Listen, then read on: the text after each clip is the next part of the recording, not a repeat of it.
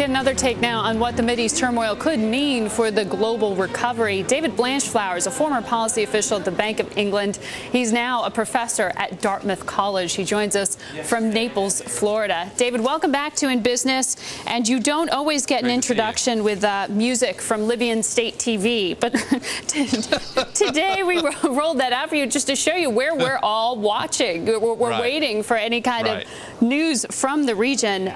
You're looking at the spike in Brent, very important for Europe, spike in crude oil here in the U.S.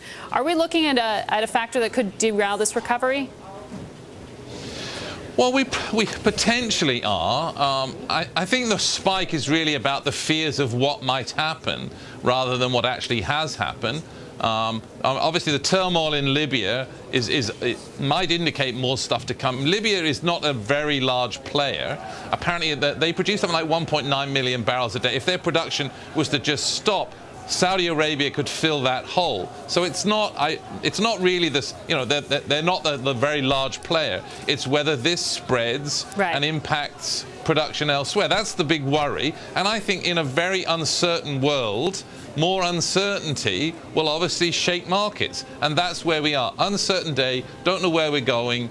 I mean, you were in Egypt last week. Obviously, the worry is, will the Suez Canal remain open? Is there a threat to that? What's going to happen to production? Answer, we don't know. But presumably, there's more worries about it this week than there was a month ago. All right. As we heard from Lipsky there, it's an increase based on uncertainty, not on confidence like we'd seen. Yeah. But talk to me about what that means for this broader debate about inflation. I mean, you have the ECB face, you know, do you fight inflation by raising rates? Do you look at the question still with sovereign debt worries? I mean, are we in an environment where you can battle inflation without really risking disruption? Yeah, right. I mean, the worry is people's living standards inevitably were going to be hit. Central bankers knew it, governments knew it. So there's going to have to be an adjustment as the price of credit, price of risk has risen. The question down the road really is, you know, can you accommodate this increase? What can you do about it? Is it a temporary thing? Should you raise rates right now? And the likelihood is you should probably look through it unless those increases in oil prices, commodity prices start to feed through to wage increases, which is what occurred in the 70s. At this moment, in the US, in the UK, and in other places, there is no evidence that there's been a spike in wages.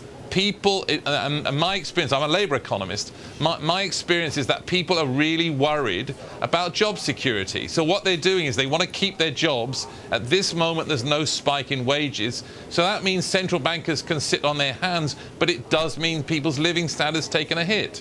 The price of filling your car with gas is going up, and that means you can't spend it on other things. Right. That's going up while your wages may not be.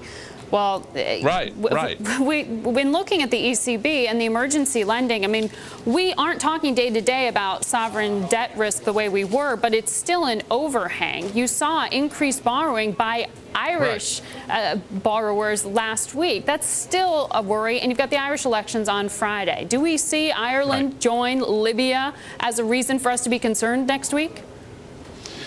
Well, I think we should always been concerned about Ireland. We should have been concerned about Greece and Portugal, not to the degree, obviously, as in Egypt where you were last week. But I think the election's very important.